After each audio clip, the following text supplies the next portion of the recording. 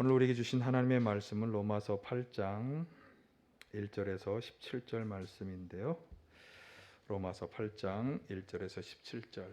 원래 이번 주 렉셔너리에 의하면 8장 6절에서 11절까지가 오늘 본문인데 렉셔너리 4개의 성경 본문 중에 이제 로마서는 8장 6절에서 11절인데 아무래도 설명을 하다 보니까 앞뒤에 있는 얘기를 다 나눠야 돼서 1절부터 17절까지를 오늘 본문으로 보았습니다.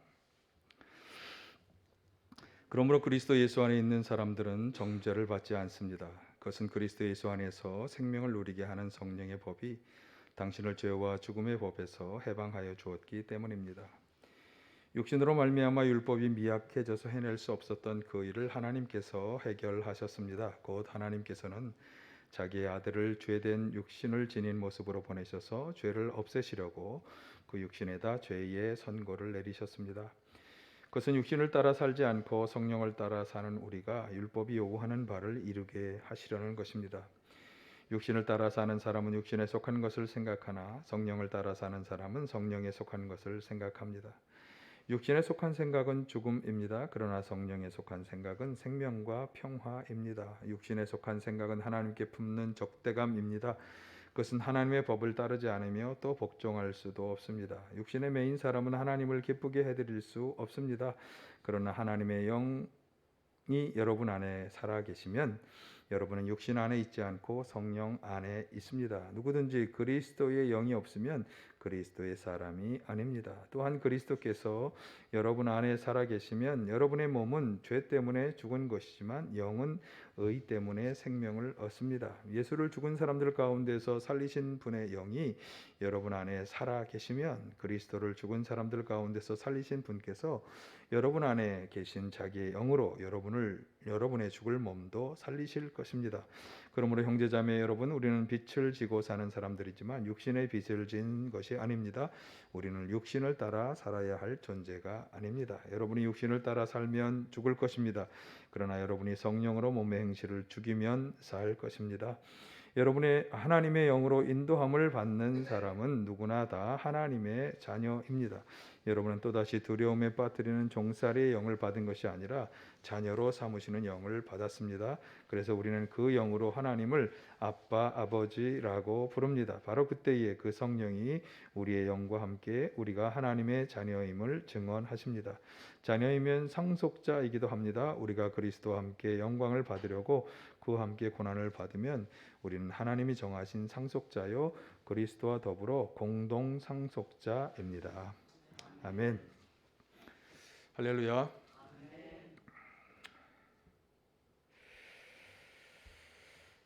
오늘 말씀드린 것처럼 오늘 본문은 로마서 8장 1절에서 17절 아주 굉장히 유명한 장이죠. 성령에 관한 굉장히 유명한 장이고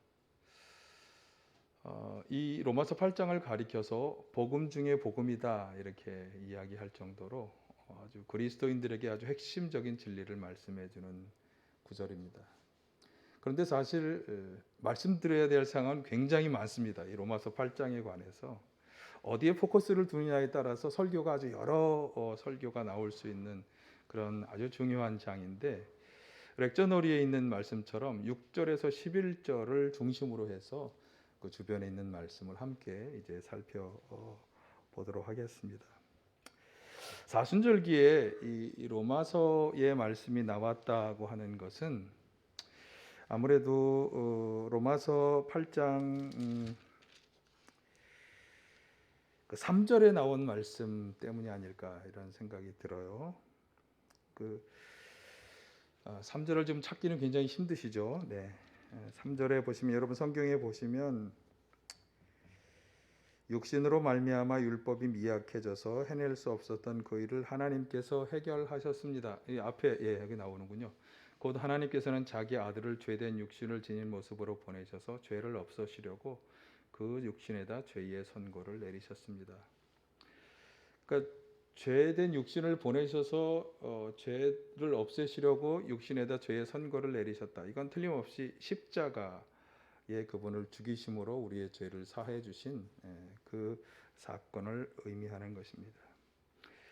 말씀드린 것처럼 다음 주가 이제 사순절 6주이면서 고난주일입니다. 그래서 아무래도 이 십자가를 좀 생각하게 됩니다. 우리는 예수님의 십자가로 인해 구원의 은혜를 받았죠. 우리가 예수님을 믿고 영접 할 때 우리에게는 이 구원의 은혜가 우리에게 주어집니다. 예수님께서 십자가에 달리셨기 때문이죠. 그래서 그 십자가의 은혜로 우리는 하나님으로부터 죄 용서와 구원의 은혜를 받게 되죠. 문제는 우리가 그렇게 예수님을 영접하고 믿어서 죄 용서의 은혜, 구원의 은혜를 입었음에도 불구하고 우리는 여전히 죄악 속에 살아가고 있다고 하는 사실입니다.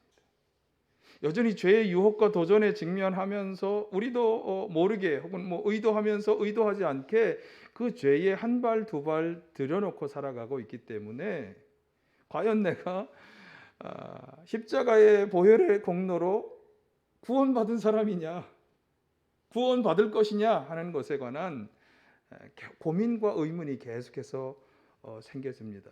혹시 여러분, 나는 죄를 저지르지 않습니다, 죄를 지르지 않고 살아갑니다, 이렇게 생각하시는 분이 계십니까?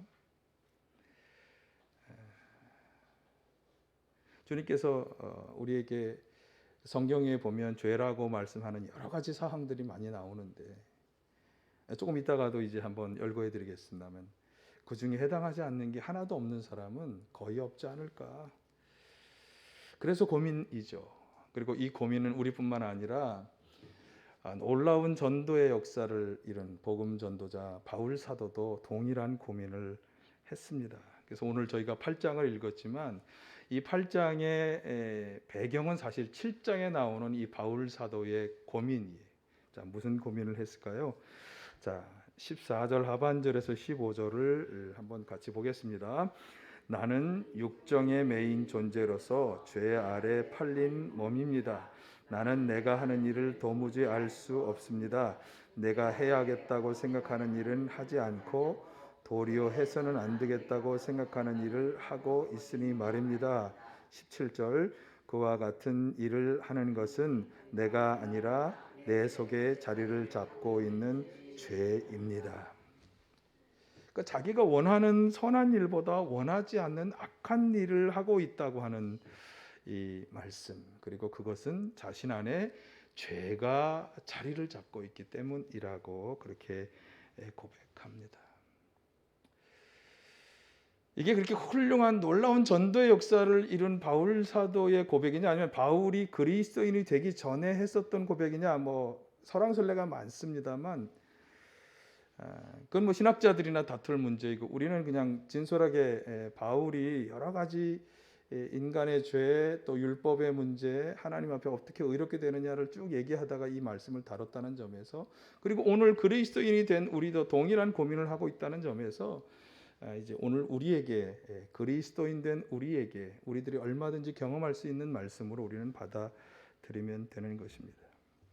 자, 그런데 여기서 바울이 이런 고민 끝에 깨달은 중요한 깨달음 하나가 21절에서 23절에 나옵니다. 한번 같이 보실까요? 시작. 여기에서 나는 법칙 하나를 발견하였습니다.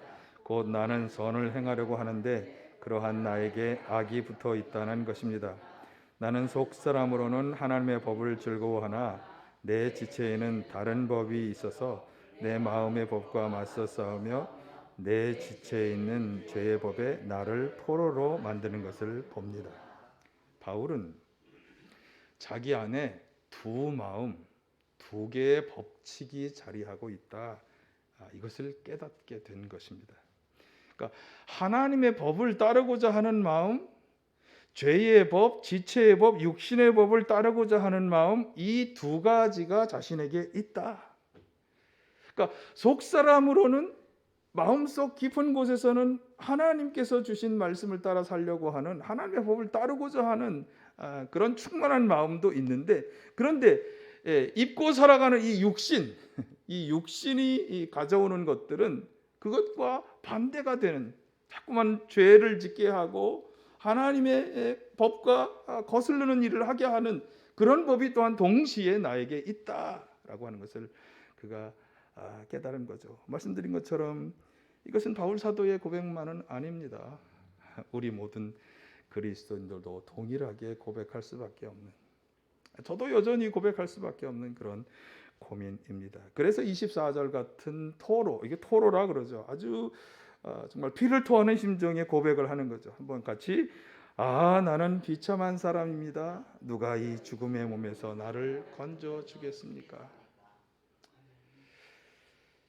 바울 사도의 위대한 점은 이런 고민에서 끝나지 않고 그 해결점을 그가 모색했다고 하는 것이고, 그 해결점이 바로 오늘 로마서 8장에서 나오고 있는 것입니다. 아주 중요한 그의 깨달음. 그러니까 그렇게 하나님의 법을 따르고자 하지만 죄의 법, 지체의 법을 자꾸 따라가고자 하는 그 연약함, 그 죄악됨으로부터 자신을 건져주시기 위해서 예수 그리스도를 보내셨다. 아멘.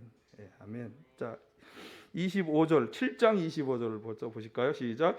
우리 주 예수 그리스도를 통하여 나를 건져주신 하나님께 감사를 드립니다.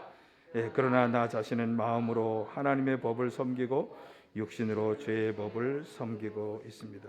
이 말씀에서도 분명히 드러나죠. 그가 예수님을 만나기 이전의 자신에 대한 설명이 아니라는 것이 분명히 드러나는 구절입니다.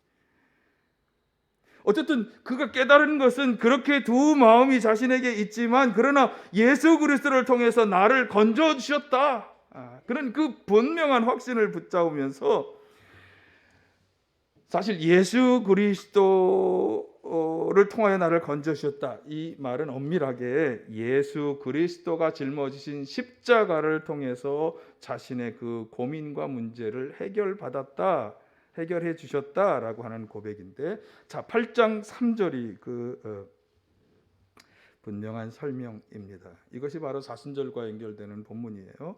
다시 보실까요? 육신으로 말미암아 율법이 미약해져서 해낼 수 없었던 그 일을 하나님께서 해결하셨습니다. 하나님께서는 자기의 아들을 죄된 육신을 지닌 모습으로 보내셔서 죄를 없애시려고 그 육신에다 죄의 선고를, 그러니까 율법을 잘 지키면서 죄를 이기고 하나님이 원하시는 모습대로 살아갈 수 있겠다라고 그렇게 생각해 왔던 수많은 율법주의자들을, 또 율법을 지키려고 노력하던 사람들이 해낼 수 없었던 그 일, 그럼에도 불구하고 여전히 율법을 열심히 지킨다고 하면서도 죄를 짓게 되었던 그 일을 하나님이 해결하셨는데, 어떻게 해결하셨느냐? 당신의 아들 예수 그리스도를 육신의 몸을 입고 이 땅에 보내셔서 그 일을 해결하셨다. 그리고 그 일을 해결하신 방법은 십자가인 것이죠. 그분이 십자가에서 우리의 죄를 다 대신 짊어지고 죽으셨기 때문에 우리는 그 공로로 죄를 용서받고, 그리고 그 우리의 죄가 다 없어지게 되는, 하나님이 죄가 없다고 생각해 주시는 그 놀라운 은혜를 받게 된 것이죠.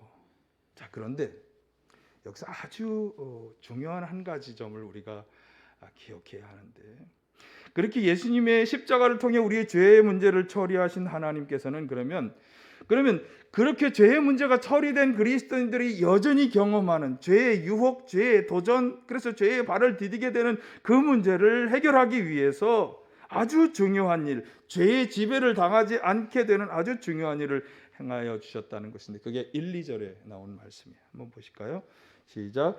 그리스도 예수 안에 있는 사람들은 정죄를 받지 않습니다. 그것은 그리스도 예수 안에서 생명을 누리게 하는 성령의 법이 당신을 죄와 죽음의 법에서 해방하여 주었기 때문입니다. 아멘. 이 말씀은 아주 여러 번 곱씹어서 잘 해석해야 하는 말씀입니다. 어떤 사람들은 맨 앞에 나온 예수 안에 있는 사람은 정죄를 받지 않습니다, 요 하나만 딱 가지고, 그러니까 나 예수 믿고 이제는 죄로부터 자유한 존재, 정죄로부터 자유한 존재가 되었어 라고 생각하는 사람들이 꽤 있습니다. 이것을 말씀하는 설교자들도 제가 들었습니다.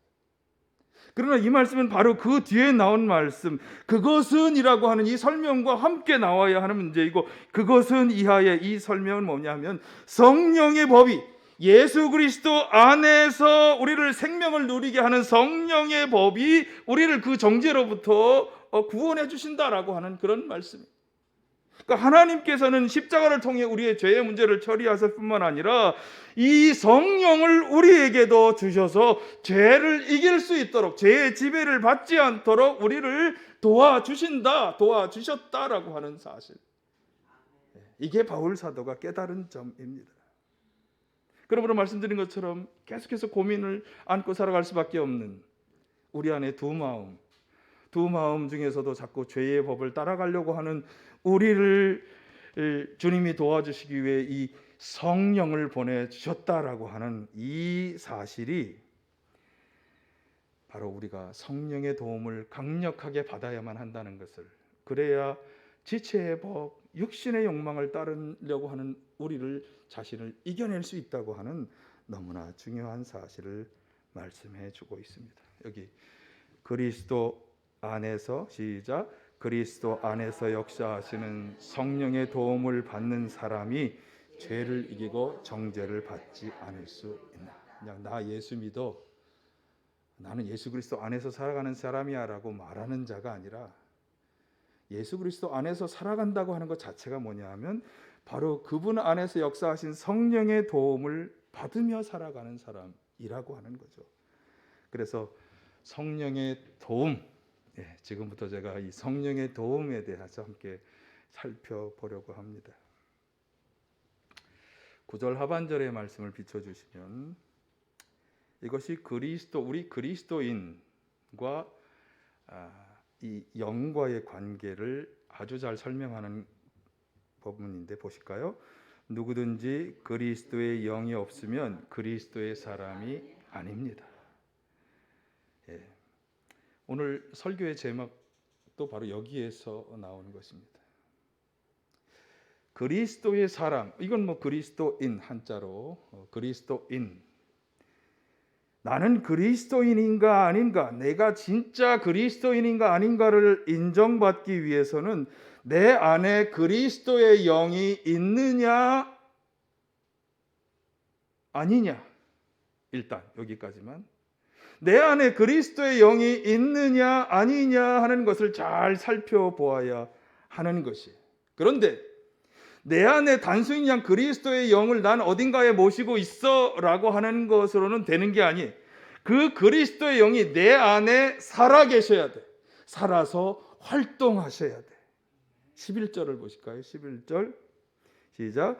예수를 죽은 사람들 가운데서 살리신 분의 영이 여러분 안에 살아 계시면 그리스도를 죽은 사람들 가운데서 살리신 분께서 여러분 안에 계신 자기의 영으로 여러분의 죽을 몸도 살리실 거예요.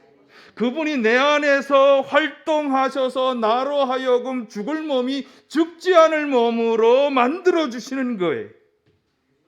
그래서 잘 생각해 보아야 합니다. 나는 그리스도의 영이 활동하는 사람인가? 그러니까 그분의 영을 내가 어딘가에 모시고 있어가 아니라 나는 그리스도의 영이 활동하는 사람인가? 아닌가? 자, 그렇다면 이제 생각해 봐야 되겠죠. 성령이 그 안에서 활동하느냐 안 하느냐, 이게 도대체 우리가 어떻게 그걸 알 수 있느냐? 자, 로마서 오늘 우리가 읽었던 8장 13, 14절을 한번 잘 보시기 바랍니다. 같이 보실까요? 여러분이 육신을 따라 살면 죽을 것입니다. 그러나 여러분이 성령으로 몸의 행실을 죽이면 살 것입니다. 하나님의 영으로 인도함을 받는 사람은 누구나 다 하나님의 자녀입니다. 자, 성령이 어떻게 활동하시느냐? 몸의 행실을 죽이도록 우리를 인도해 가시는 거죠. 그러니까 내 몸의 행실을 그대로 방치하고 몸이 원하는 대로 살아가는 사람은 사실 성령이 활동하는 것이 약하거나 없는 사람인 거예요.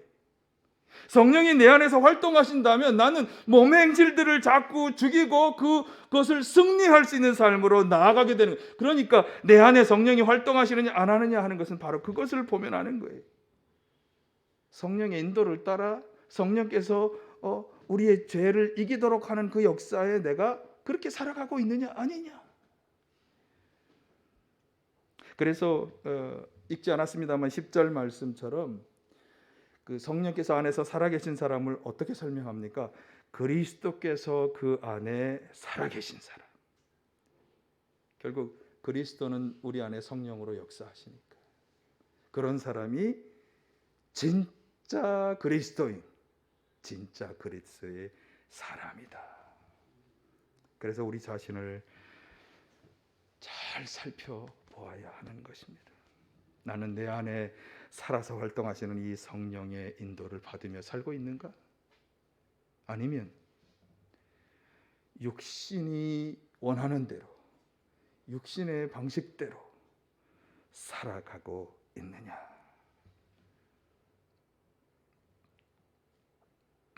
오늘 바울 사도는 본문에서 아주 분명하게 이렇게 결론을 내려줍니다. 5절을 보실까요? 5절. 육신을 따라 사는 사람, 시작. 육신을 따라 사는 사람은 육신에 속한 것을 생각하나 성령을 따라 사는 사람은 성령에 속한 것을 생각하나. 그래서 내가 자꾸 육신의 원하는 대로, 육신의 욕망이 나에게 자꾸 충동하는 대로 그 육신에 속한 생각들을 하고 살아가고 있다면 나는 분명히 육신을 따라가는 사람이다. 아직 참 그리스도인이라고 할 수 없다라고 하는 것이고, 성령을 따라 사는 사람은 성령에 속한 것을 생각한다. 그래서 6절에서 8절은 그렇게 성령의 인도를 받는 사람과 육신의 욕망을 따라 사는 사람들에 대한 아주 분명한 경고입니다. 자, 이 경고를 한번 보실까요? 이게 사실은 육신에 속한 그런 생각이 무엇을 하며 살아갈 때 육신에 속한 생각이라고 하십니까? 여기에 대한 생각을 해봐야 되는데 그 전에 경고부터. 자, 경고부터 8절, 6절에서 8절 시작. 육신에 속한 생각은 죽음입니다. 그러나 성령에 속한 생각은 생명과 평화입니다. 육신에 속한 생각은 하나님께 푸는 적대감입니다. 그것은 하나님의 법을 따르지 않으며 또 복종할 수도 없습니다. 육신의 메인 사람은 하나님을 기쁘게 해드릴 수 없습니다. 예. 그러니까 자꾸 육신에 속한 생각, 그러니까 육신에 속하였다는 것은 육신의 욕망, 또 우리 육체가 가져오는 욕망, 정욕을 따르는 그런 생각들은 지금 이런 과정을 겪는다는 거죠. 결국은 그런 사람은 하나님께 적대감을 품게 될 것이고 하나님의 법에 복종하지 않게 될 것이고 결코 하나님을 기쁘게 할 수 없는 사람이 되어 간다라고 하는. 그리고 그 결과는 죽음이다. 이따 말씀드리겠으면 그 죽음은 단순히 육체적인 죽음만이 아니에요. 그렇죠? 자, 어쨌든 그러면 그렇게 우리를 하나님께 적대감, 하나님께 순종하지 못하고 기쁘시게 하지 못하는 그런 육신적인 그런 생각들을 따라가는 게 도대체 어떤 거냐? 갈라디아서 5장 17절 또 19, 21절이 거기에 대해서 아주 잘 말씀해 줍니다. 일단 개념부터 17절부터 육체의 욕망은 성령을 거스르고 성령이 바라시는 것은 육체를 거스릅니다. 이 둘이 적대 관계에 있으므로 여러분은 자기가 원하는 일을 할 수 없게 됩니다. 예. 자, 이 둘이 적대 관계에 있다고 하는 건 분명한 거죠. 자, 19, 21절 시작. 육체의 행실은 환히 드러나는 것입니다. 곧 음행과 더러움과 방탕과 우상숭배와 마술과 원수매짐과 다툼과 시기와 분냄과 분쟁과 분열과 파당과 질투와 술취함과 흥청망청 먹고 마시는 노름과 그와 같은 것들입니다.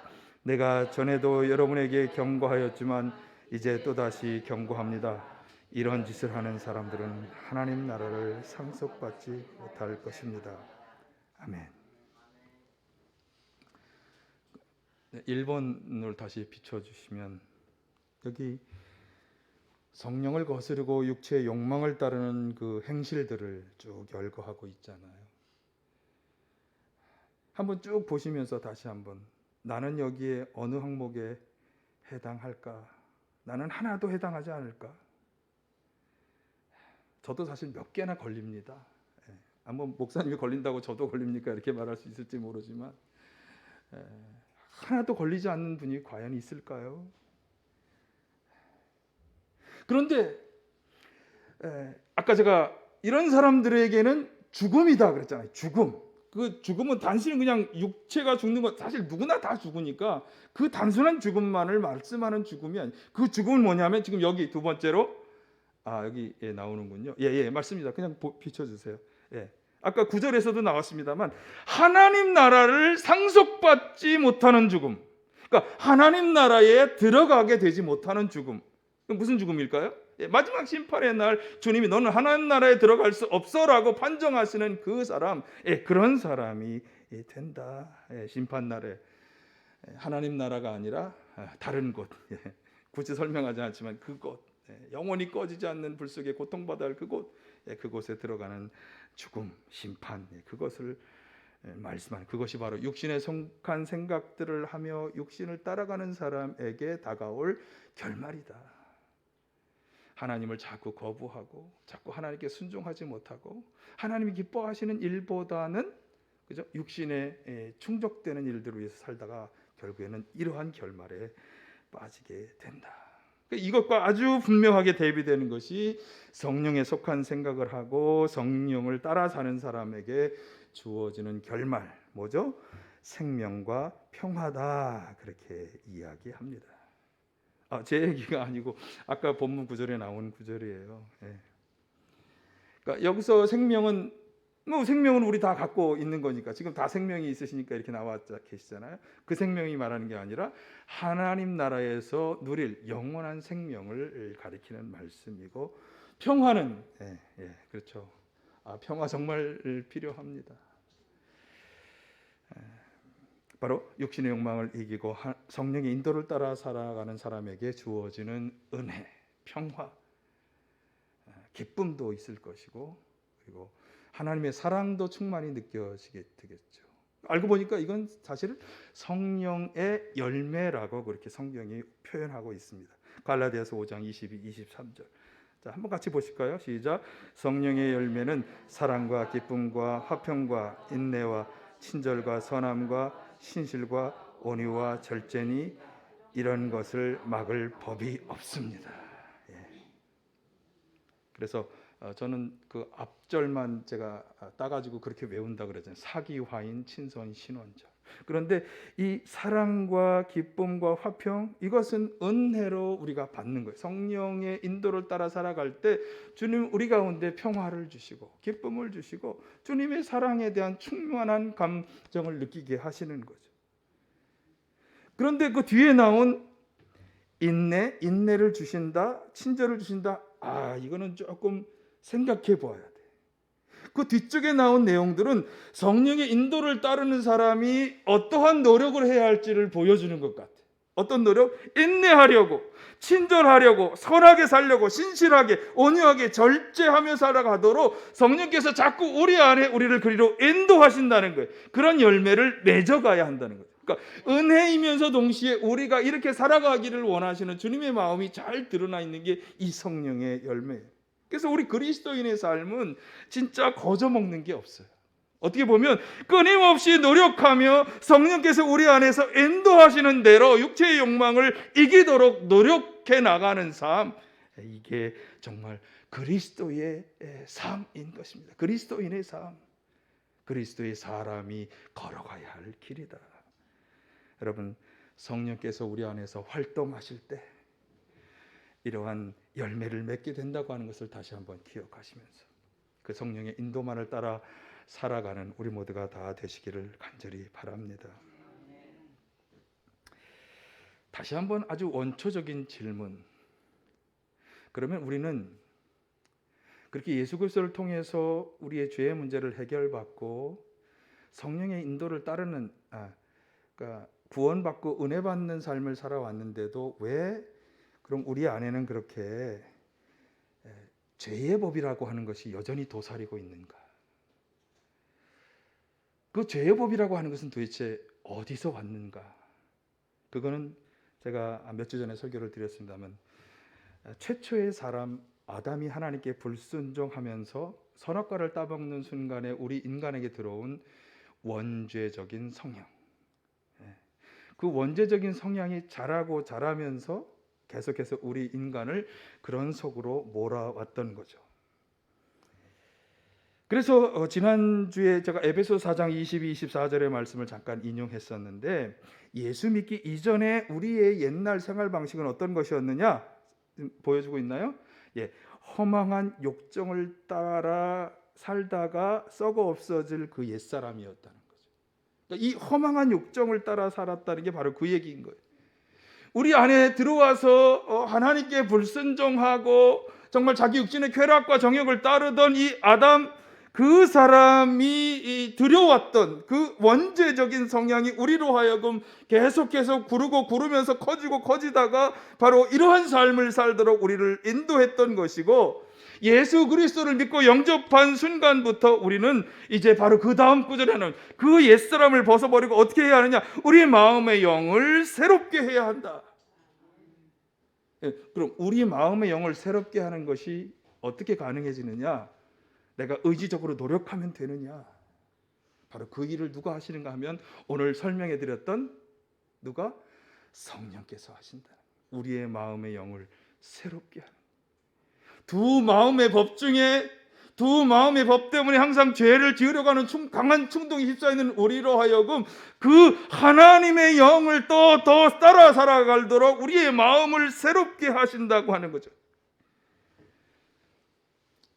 이걸 잘 설명해 주는 게 이제 갈라디아서 5장에 우리가 방금 읽었던 그 다음 구절에 나오는데 한번 보실까요? 5장 24, 25절 시작. 그리스도 예수께 속한 사람은 정욕과 욕망과 함께 자기 육체를 십자가에 못 박았습니다. 우리가 성령으로 삶을 얻었으니 우리는 성령이 인도해 주심을 따라 살아갑시다. 자, 그 앞에 나온 구절, 정욕과 욕망과 함께 자기 육체를 십자가에 못 박았다. 그러니까 예수님께서 십자가에 달려 못 박히시는 그 순간, 예수님을 영접하고 믿는 사람은 그 순간에 동참하는 거죠. 동참해서 우리의 육신을 십자가에 못 박는 거예요. 아니, 우리 육신이 여기 있는데요. 예, 우리 육신의 정욕과 욕망을 십자가에 못 박았다는 거예요. 자, 그래서 갈라디아서 2장 20절은 그것을 더 잘 설명해 줍니다. 보실까요? 나는 그리스도와 함께 십자가에 못 박혔습니다. 이제 살고 있는 것은 내가 아닙니다. 그리스도께서 내 안에 살고 계십니다. 내가 지금 육신 안에서 살고 있는 삶은 나를 사랑하셔서 나를 위하여 자기 몸을 내어주신 하나님의 아들을 믿는 믿음 안에서 살아요. 예수 그리스도께서 나의 죄를 대속하시고 십자가에 달려 죽으셨기 때문에 내가 구원받았다고 하는 것을 내가 믿고 받아들인다면, 그러면 나의 삶은 이제 십자가에 못 박힌 삶, 나의 육신의 정욕과 욕망을 다 십자가에 못 박고 있는 삶. 그래서 설명을 한번 보실까요? 육신의 욕망과 정욕을 따르던 나를 다 죽이고, 그리고 그리스도께서 내 안에서 활동하셔서 그분의 인도와 명령을 따라가는 삶. 그러면 그 그리스도께서 내 안에 살아계시다는 것은 틀림없이 무엇으로? 성령으로 내 안에 살아서 활동하시며 나를 인도하는 사람으로 내가 거듭나야 한다. 여러분, 거듭나야 한다는 말을 어디서 많이 들어보지 않으셨어요? 성령으로 거듭나야 한다는 말씀이 바로 여기서 다시금 요청되는 것입니다. 그러니까 그분이 그냥 내 안에 들어와서 계시다가 아니라 내 안에 들어와서 활동하신다는 말은 성령으로 거듭난다는 말로 다시금 정리할 수 있는 거예요. 우리는 성령으로 거듭나야 합니다. 성령께서 온전히 인도하시는 대로 따라 살아가기 위해서는 성령으로 거듭나야 합니다. 그런데 이 성령으로 거듭나는 건 내 스스로 할 수 있는 게 아니에요. 나의 연약함과 죄악됨을 고백하며 하나님께 간구하며 사모할 때 허락해 주신 하나님의 은혜. 그래서 우리는 열심히 이 성령의 거듭남을 사모하며 기도해야 돼요. 여러분, 이 사순절에 무엇보다 성령의 거듭남을 위해서 기도하시기 바랍니다. 바람같이 불같이 임하신 성령의 세례를 받아 초대교회 사도들이 얼마나 큰 변화를 이루었습니까? 바울 사도 얼마나 큰 변화를 이루었습니까? 그것이 가능한 것은 오직 그들이 성령으로 거듭났기 때문에 가능했던 역사이고 오늘 우리에게도 마찬가지라고 하는 것이죠. 어떻게 나는 내 마음의 법 중에 지체의 법, 육체의 법을 따르지 않고 성령의 법을 따라 살아갈 수 있을까? 나는 어떻게 성령의 인도만을 따라 살아갈 수 있을까? 내 스스로의 의지로는 되지 않습니다. 하나님께서 예수 그리스도를 통해 나의 죄를 용서해 주신 것처럼 하나님께서 성령을 우리에게 부어주셔서 우리가 성령으로 완전히 새롭게 될 때 가능한 역사인 것입니다. 우리는 육정에 매인 존재입니다. 사단의 유혹은 내가 용서받고 구원받은 사람이라고 하는 것과 상관없이 계속해서 우리를 도전하고 육신을 입고 살아가는 우리에게 다가올 것입니다. 그러나 예수께서 십자가를 짊어지심으로 우리의 죄로부터 우리는 용서받았고 하나님의 영 성령을 받는 은혜도 받았습니다. 여러분 성령을 구하여 받으셔서 성령의 거듭남을 체험하시기를 바라고 다가오는 모든 정욕과 욕망을 거센 유혹을 다 뿌리치고 승리하시기를 바랍니다. 우리의 욕망과 정욕은 다 십자가에 못 박았다. 네, 이 확신을 가지고 그러니 더 이상 나를 유혹하지 마라. 그렇게 물리치며 성령의 인도를 따라 살아가시기를 성령의 열매를 맺어 살아가시기를 간절히 축원합니다. 누가 참 그리스도인인가? 성령의 인도만을 따라 살아가는 사람. 이런 참 그리스도인으로 살아가시기를 간절히 축원합니다.